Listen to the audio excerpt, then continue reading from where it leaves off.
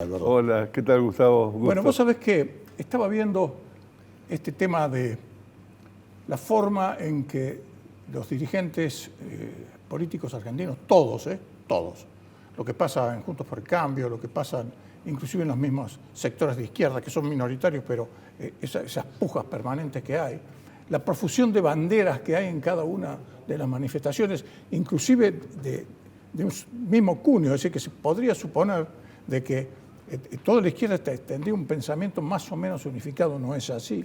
En Juntos por el Cambio no hacen manifestaciones, pero sí las hacen en el Congreso de la Nación.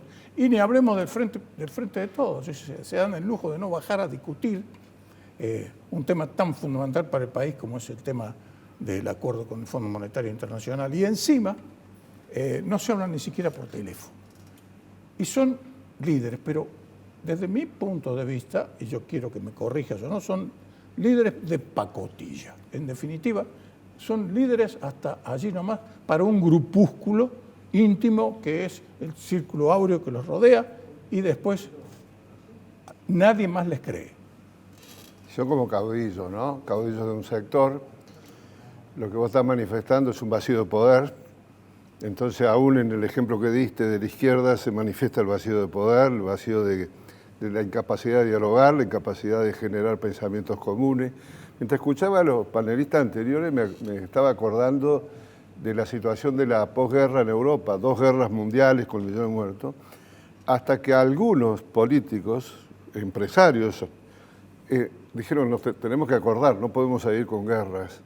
Y empezaron con el famoso tratado del carbón y el acero, y después siguieron funcionando en términos de unidad, paulatinamente, hicieron los SAI, la unidad de los SAI, después se amplió, después va a haber cosas positivas y cosas negativas. Pero hubo una intención de decir esto nunca más allá de que hoy estamos en una situación geopolítica espantosa. Claro, seguro, pero fíjate vos que en ese momento también eso no fue tan solo en Occidente, sino que se comenzó a traer gas, petróleo, carbón y todo, desde Rusia. Sí. Bueno, estoy convencido que Alemania creyó que más allá de sus intereses y sus necesidades era una forma de entablar una relación pacífica con Rusia. Te estoy comprando, es decir, te estoy proveyendo intereses. La realidad los empujó a eso, porque a lo mejor ideológicamente no lo creían. Bueno, y acá lo que pasa es que ideológicamente no lo creen y la realidad no la creen ellos. Ellos creen que esa realidad no es bueno, tal. ellos inventan la realidad. La inventan, exacto. Hay un tema de imaginación, de intereses y un invento de la realidad. ¿Por qué es un invento de la realidad? Porque ¿qué es lo más objetivo que tenemos?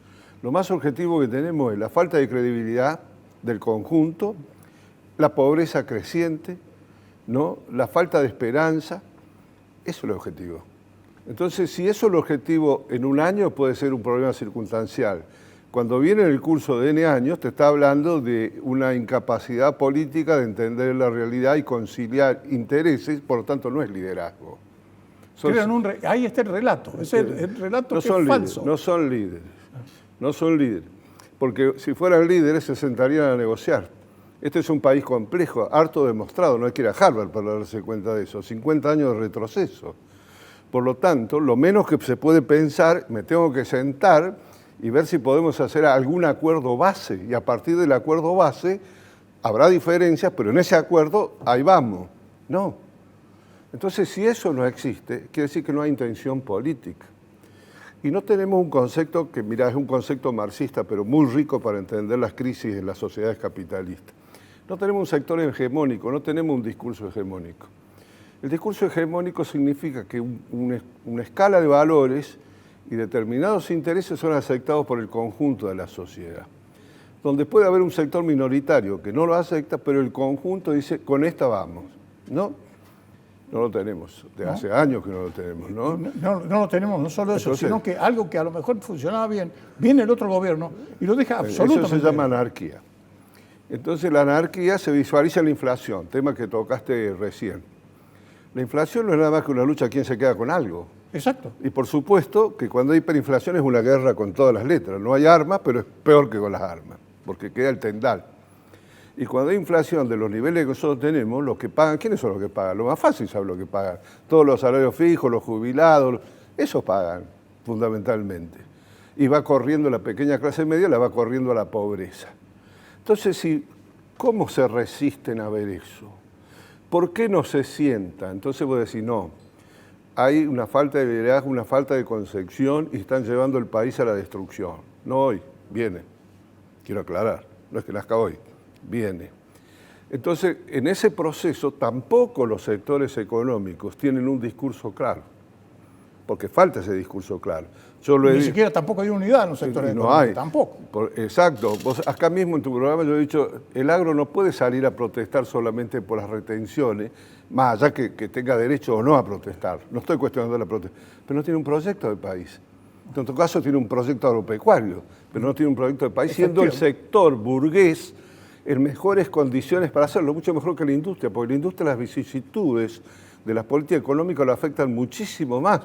Como nosotros somos un país con una productividad altísima en términos tecnológicos y de producción en el agro, eso es como una categoría diferente, pero no bajan un pensamiento político abarcador que los trascienda. Y hasta que eso no se dé, porque si no se sientan sectores industriales y sectores agropecuarios y llegan a plantear lo que yo decía recién, el acuerdo del carbón y el acero, en el sentido metafórico, bases para desarrollar este país, más allá si uno está más a la izquierda, más a la derecha. Estas bases son inamovibles. ¿Cuáles son los valores? Por ejemplo, el valor de la justicia. Los sectores industriales, los sectores agropecuarios tienen que plantear el valor de la justicia, porque no hay realidad republicana que pueda subsistir si la justicia no es un valor fundamental. Claro, eso hay que tenerlo claro, pero eso no se denuncia.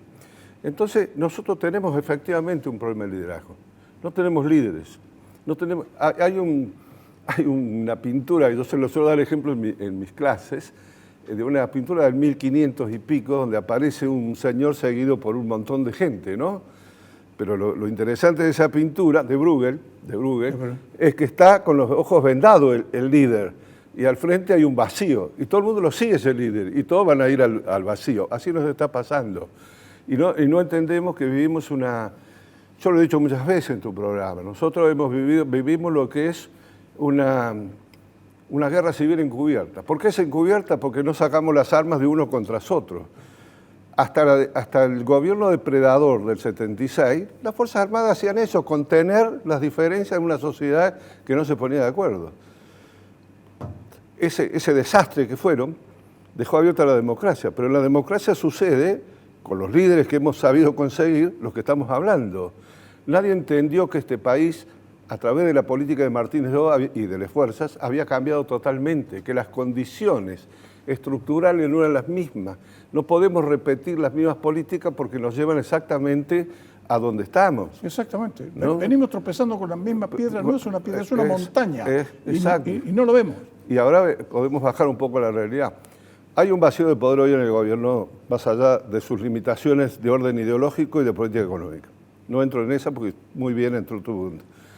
Pero en la oposición pasa exactamente lo mismo. Exacto. No hay una coherencia en el sentido... No saben qué hacer, si empujarlo un poquito más a Fernández y defenderlo, y si vamos hasta ahí nomás, no queremos pagar el costo de la Pero con un agravante, y esto quiero que vos como periodista consumado que sos, lo tengan claro. Si gana la oposición y fracasa, no sé qué puede suceder. Exacto. No sé qué puede suceder.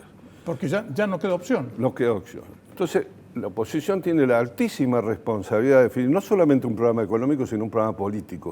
Un programa político significa abordar el fracaso de toda la clase dirigente. Es decir, tenemos que cambiar esto. No podemos hacer lo mismo. La propuesta tiene que ser muy clara para las próximas elecciones, pero además, por primera vez en la historia, en mucho tiempo, van a tener que cumplir lo que prometieron en la campaña, cosa que no pasó ni con Macri ni con todos. Y además no se puede decir tontería. Yo no puedo decir que la inflación es fácil de solucionar, no es fácil de solucionar, pero sí tiene solución si hay un acuerdo político, si hay un plan de consenso, si aceptamos que nos hemos equivocado. Vos te equivocaste, yo me equivoqué. No importa si yo me equivoqué más que vos, no entremos en esa. ¿Cuál es la salida? Si no logramos eso, el gobierno que gane va a volver a fracasar. Y si fracasa, mi temor es muy serio que puede suceder. Porque creo que ahí no nos deja salida. A muchos sectores no nos deja salida, nos deja cero de esperanza, cero de posibilidades. ¿Qué puede hacer? ¿No? Lamentablemente lo que están haciendo los jóvenes. Se están yendo del país. Nuestros mejores cerebros, los mejor preparados, los más lúcidos se están yendo. Y bueno, te doy un ejemplo. Estaba leyendo hoy de una revista de un periódico sobre una empresa de satélites, que en realidad es argentina, pero no es argentina, y explico por qué.